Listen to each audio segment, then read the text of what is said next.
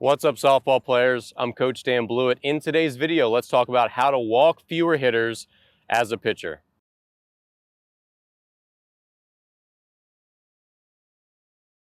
All right, so if you're new here, I'm Coach Dan. I'm a former pro baseball pitcher. Today we're going to talk about pitching strategy for fast pitch, and we'll talk about it specifically how you can use strategy to walk fewer hitters per game.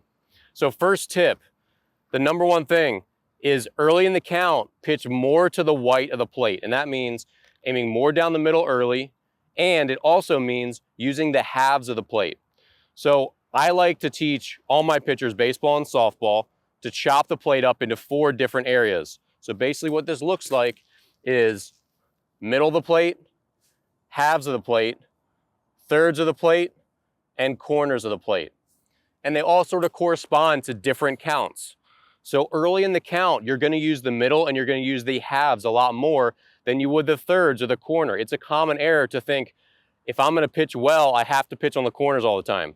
You do have to pitch on the corners to be successful some percentage of the time, but if you watch even an SEC softball game, ACC softball game, Big 12 softball game, you're going to see those pitchers are getting lots of strikes on the white of the plate.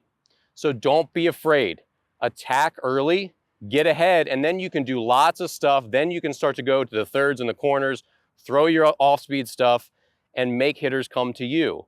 But if you don't get ahead, you're going to be at the mercy of throwing more to the white of the plate later. So you have a choice. It's either I'm going to be aggressive in the middle of the plate or on the halves of the plate early, or I'm going to have to do that later because I'm now defensive and I fell behind the count. So it's your choice. So it's always, in my opinion, the better choice to be aggressive early with the white of the plate. Don't be afraid of contact. And remember that the worst thing that can happen is you give up a first pitch hit.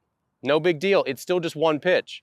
Now you're still fresh. You can pitch the whole game if you're being thrifty and efficient with your pitches. But if you're always going 5-6 pitches per batter because you're afraid of contact, you're falling behind, it's going to be tough to pitch the amount of innings that you want to pitch and be successful and fresh for all of them. So attack early on the middle of the plate and on the halves, depending on the situation. Just think about that more often. It's not to say you always have to do it. There's no hard and fast rules, but attacking more in the middle of the plate should be an overall strategy that every pitcher uses. All right, my next strategy is know the risk and reward for a given pitch and a given count. So especially in even counts, you have a lot of decisions to make. So first pitch, 1-1, 2-2, 3-2. Those are all even counts. So especially on 1-1 and 2-2, you have to start thinking ahead a little bit. So if you're going to throw your drop ball, your rise ball, you have to decide, if I miss here 1-1 and now I'm 2-1, what am I going to throw then?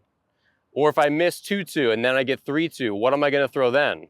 A lot of the time, if you start to think about being one pitch ahead in your sequencing and start to think about the risk and rewards of throwing the tougher to locate pitch earlier, then you can start to look at these trade-offs. Like, okay, well, if I'm going to throw my drop ball in 2-2, but if I miss, I'm going to come back with a fastball. I don't know if that sequence is going to make sense if that's how it plays out. So maybe I'll go with something straighter, like my changeup or my fastball on 2-2, and then I'll throw the drop ball if they foul it off or whatever, or 1-1 might be a better example in that case. So, you just have to figure out, start thinking 2 pitches ahead and think about the risk and reward of whether you get the strike that you want or if you don't get the strike that you want. And you have to sort of plan ahead for both scenarios to a degree. The best pitch calls are when it could go either way and you still are really confident in what the next pitch would potentially be.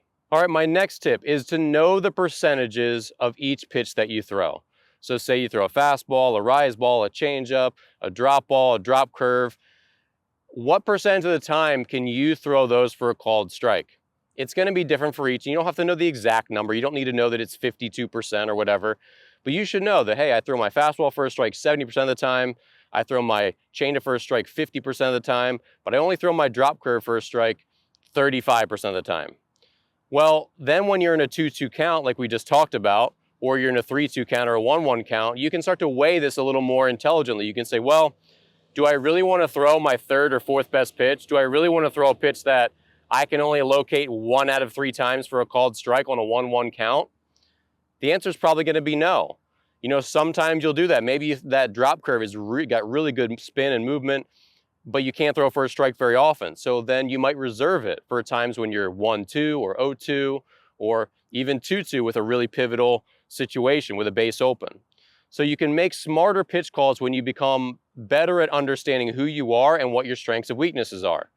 You know, pitch to your strengths more than you pitch to your weaknesses, obviously, but also know when can I use my weaknesses, when can I throw those pitches in the game and be safe about it, where it still fits into my overall strategy. That's knowing the risk and reward.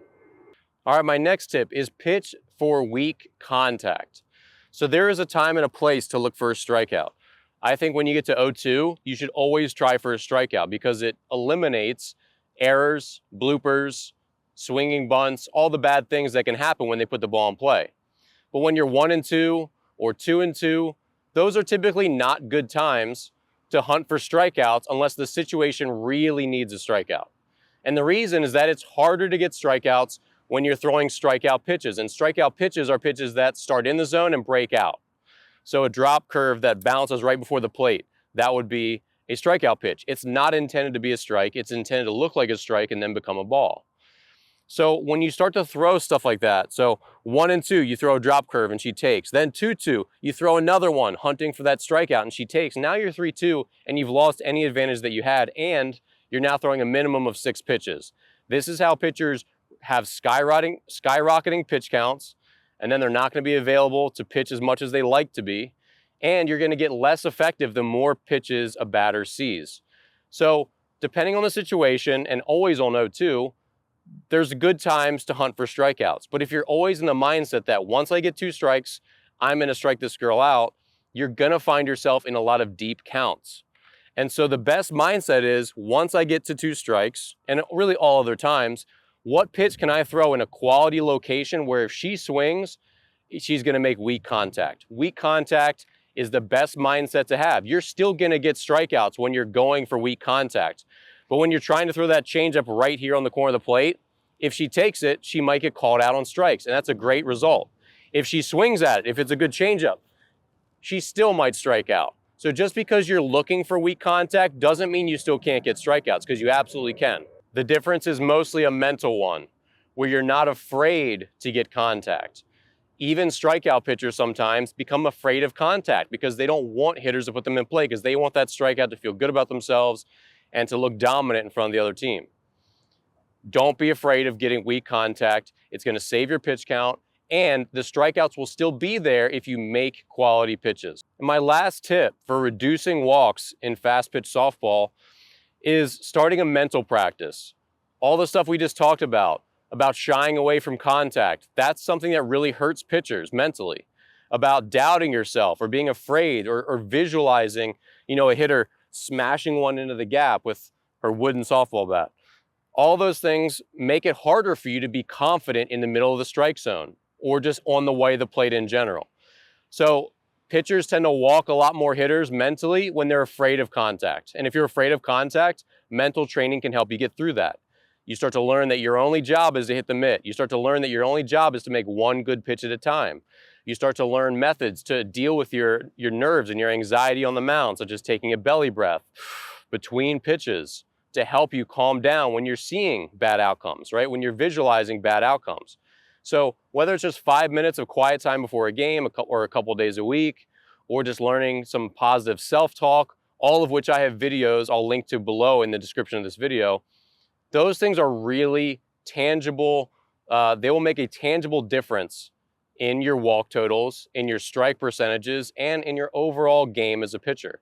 So don't discount the role of mental training, your mindset, and your overall strategy in how well you throw strikes and overall perform as a pitcher. It's really, really important. You're not a pitching machine, you're not a robot, you're a person. And you're gonna have to deal with all your emotions and all that stuff on the mound. And so the mental training part of it can really help you hone in, throw more strikes, and pitch better, all right?